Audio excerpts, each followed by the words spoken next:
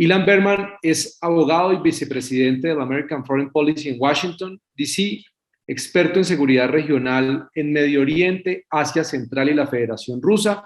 Ha sido consultor para la Agencia Central de Inteligencia, el Departamento de Estado y también ha prestado asistencia en cuestiones de política exterior y seguridad nacional a una serie de agencias gubernamentales y oficinas del Congreso. Es un gran experto en el tema de hoy.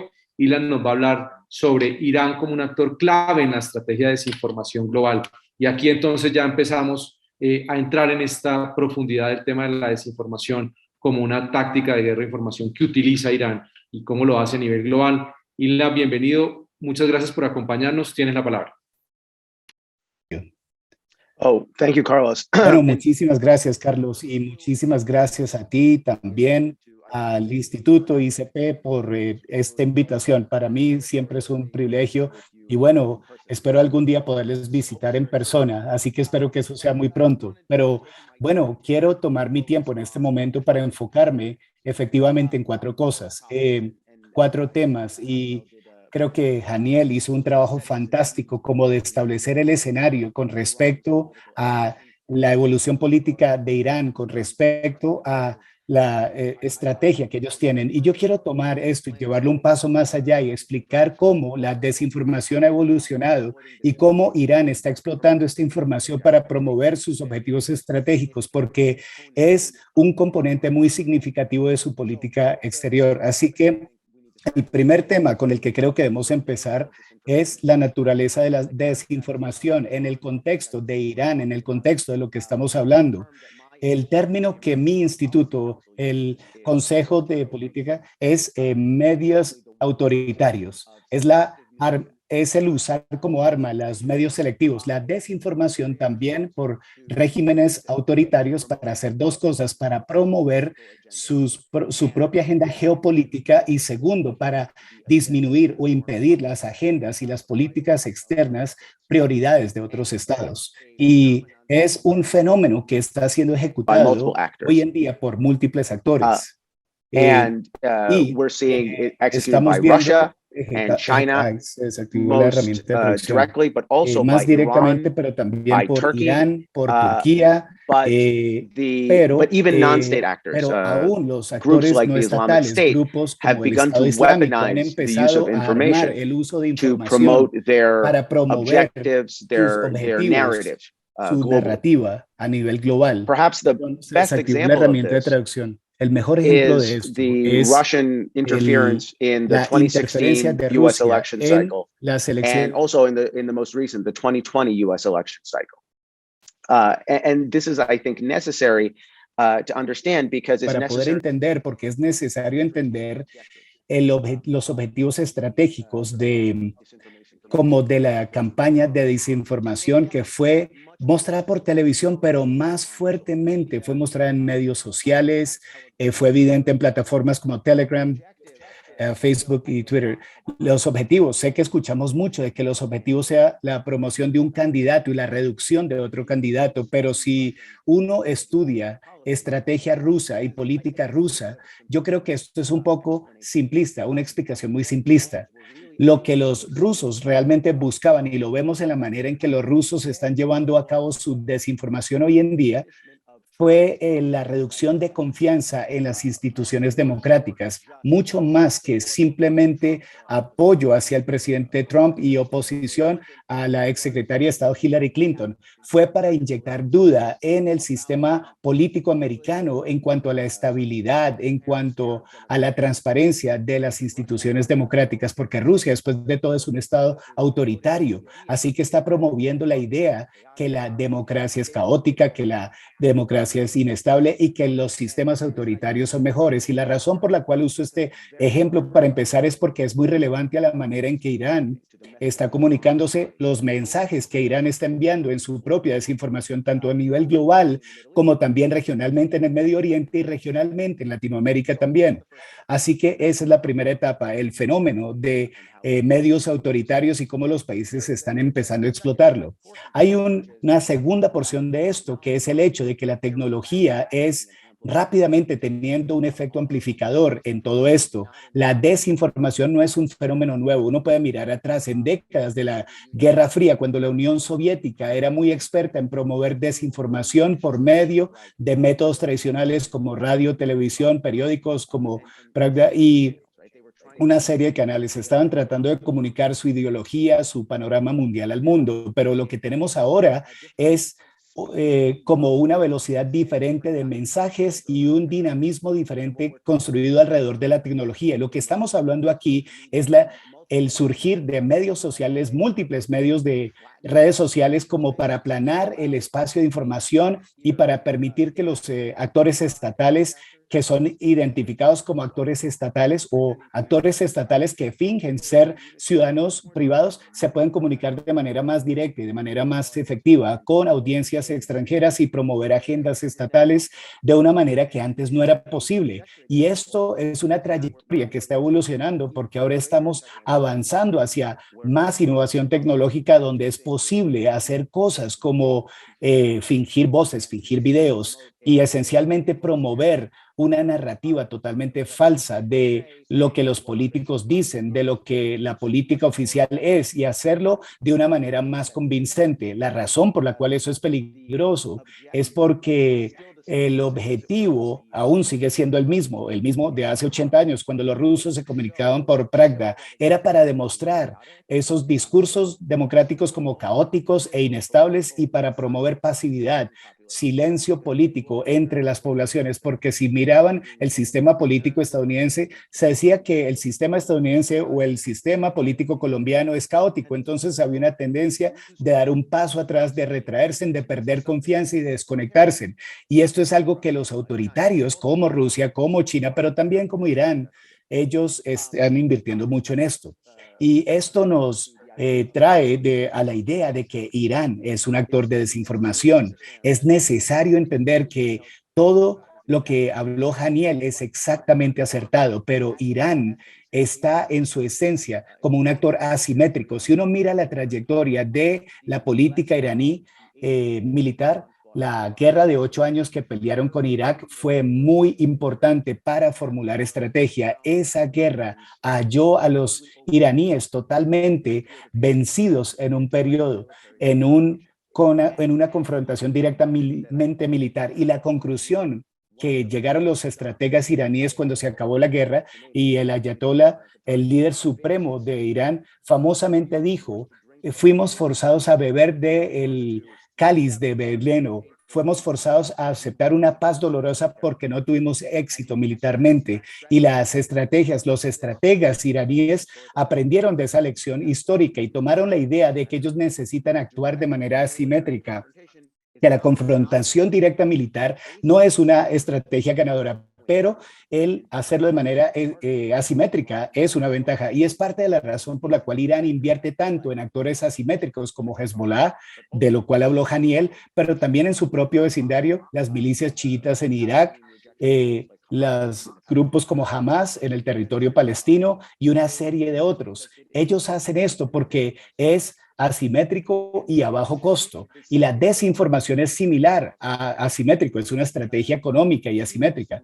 Se ha visto en años recientes la desinformación y la manipulación de los medios se vuelve cada vez una gran parte de la estrategia de Irán para influenciar la opinión global en cuanto a sí mismo y sus adversarios. Y yo señalaría aquí hacia el hecho que podemos ver la desinformación iraní tratando de lograr 5 objetivos. El primer objetivo, que es un objetivo pasado, pero en ese tiempo, cuando Irán entró a Latinoamérica, cuando Arán se empezó a establecer por medio de su relación con Hugo Chávez y luego más allá de eso, trabajando con otros regímenes de la región, regímenes en Ecuador, regímenes en Bolivia, el mensaje y la meta fue reducir el aislamiento a Irán. Entonces fue como por medio de los medios, por medio de intercambios culturales, por medio del establecimiento de centros culturales, para reducir el aislamiento iraní y para llegar a los públicos regionales que no necesariamente saben mucho de Irán, de que Irán es un amigo, de que Irán tiene un lugar en Latinoamérica y que Irán no está aislado internacionalmente y que Irán está dispuesto a ser un socio estratégico. El segundo objetivo, que es algo que ellos tratan de lograr en el pasado y es algo que ellos están tratando de hacer en el presente. La actualidad es alinear la resistencia, por decirlo de alguna manera, al imperialismo americano hacia las corrientes políticas de otras regiones. Y esto se ve muchísimo en el contexto de Latinoamérica, en la manera en que Irán ha hablado en una voz antiimperialista, como en la manera en que ha interactuado con los gobiernos regionales y con los grupos subestatales. La meta aquí es que en Latinoamérica la meta es desmistificar la revolución islamista de Irán, porque en un sentido totalmente objetivo, esta revolución no debería tener mucha resonancia en Latinoamérica. No hay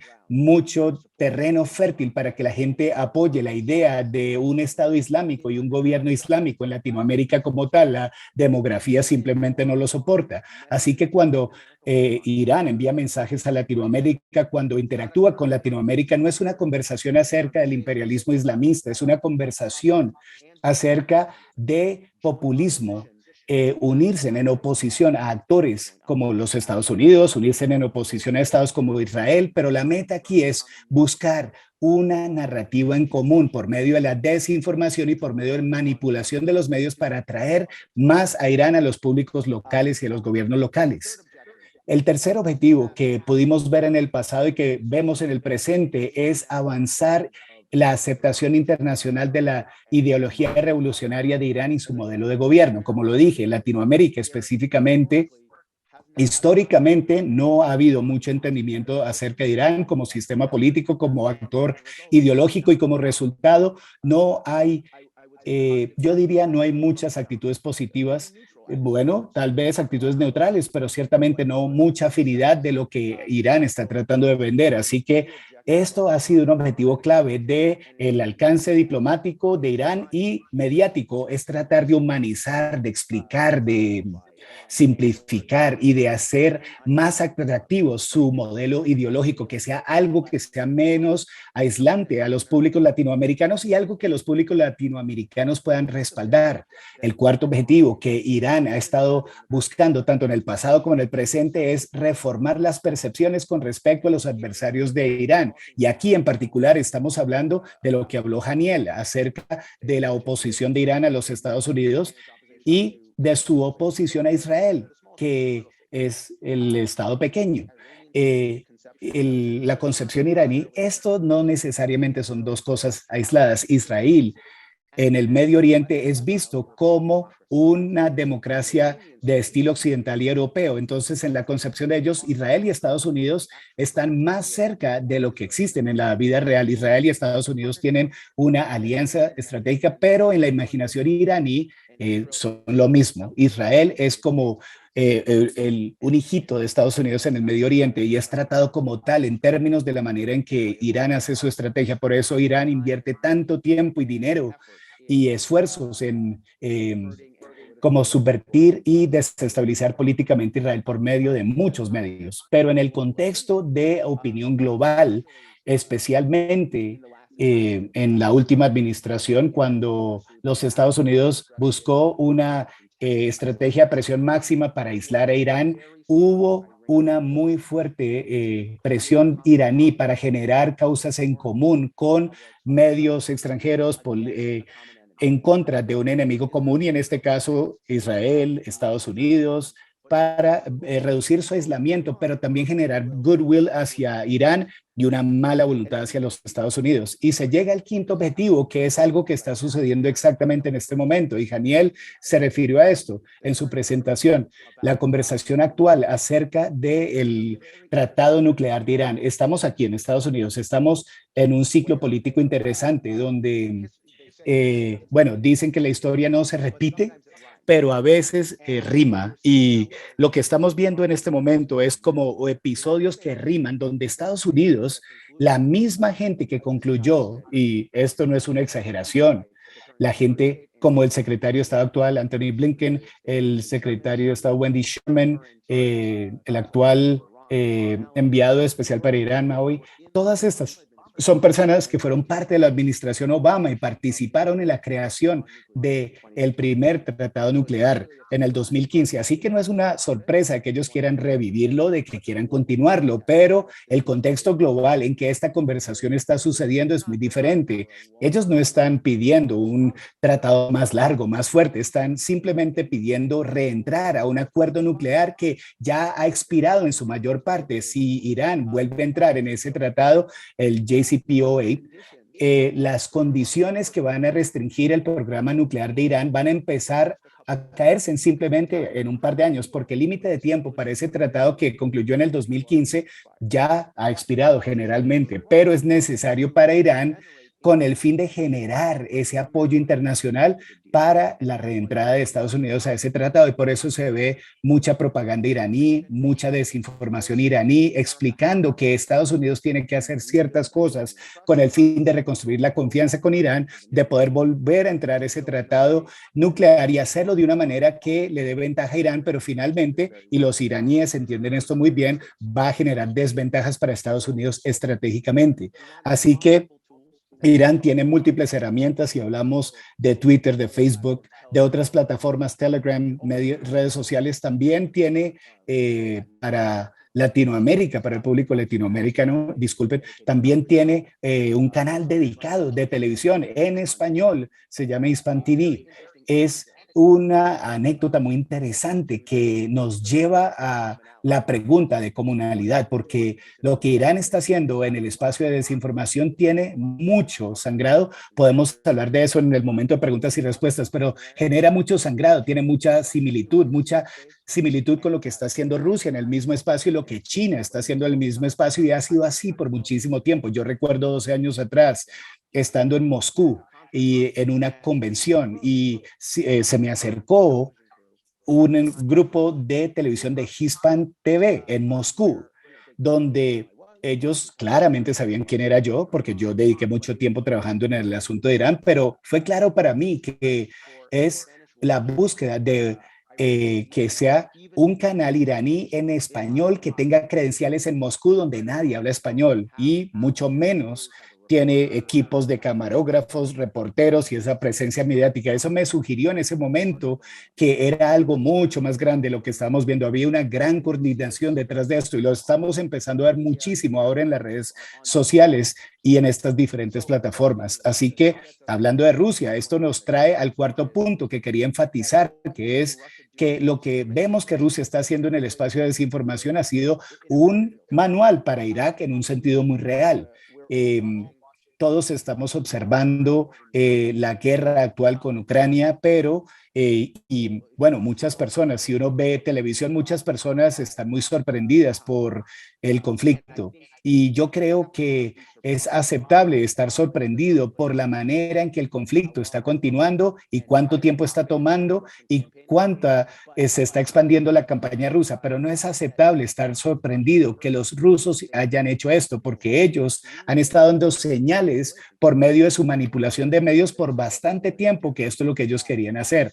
Esto es como la visión imperial que ellos tenían en mente. Vladimir Putin escribió un manifiesto público en junio del 2021, en el cual él habló acerca de la necesidad de reunir a la gente rusa y cómo Ucrania y Rusia eran un solo pueblo y esencialmente estaba estableciendo el escenario intelectual, la arquitectura intelectual para precisamente lo que está haciendo ahorita y ha continuado haciéndolo, ha dado discursos tanto antes como después de la invasión de Ucrania en el cual habló precisamente de estos términos. Él está creando el argumento intelectual que está siendo amplificado en redes sociales, amplificado en televisión rusa, en todas las noches de por qué esta guerra no es una guerra de opciones, esta es una guerra de necesidad.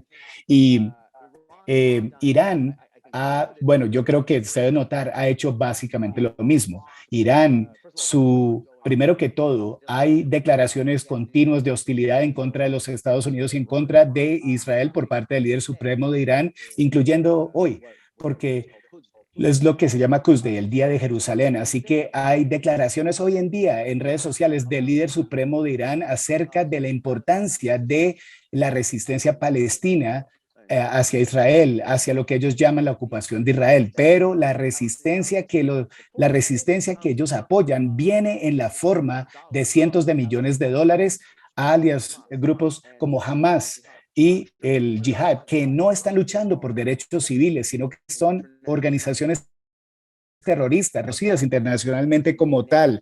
Así que creo que esto es importante. Esta es la narrativa de resistencia que estamos viendo aún en este momento si uno va a Twitter.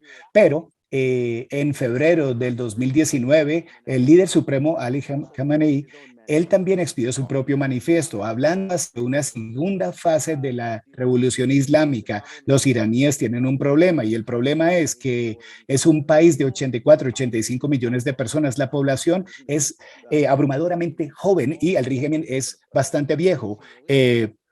Los líderes principales del régimen tienen 70, 80, hasta 90 años y están empezando a pasar de la escena política. Entonces, lo que le preocupa a Irán en este momento es la sostenibilidad de la revolución islamista de Khomeini. Entonces, ¿cómo convencer al público doméstico, pero también al público global de que esta revolución es importante, de que esta revolución va a continuar y que es relevante para ustedes? Así que el líder supremo como tal ha generado su propio manifiesto en el cual habló acerca de la segunda fase de la revolución islámica y efectivamente rechazó la modificación de comportamiento o moderación. Y esto es importante porque la meta fundamental del tratado nuclear de 2015 y el que se está negociando es esta modificación de comportamiento, que la idea de que por medio de comercio y acuerdos podemos cambiar el ADN de los iraníes, podemos cambiar la naturaleza del régimen y acumulativamente esto genera el escenario para esa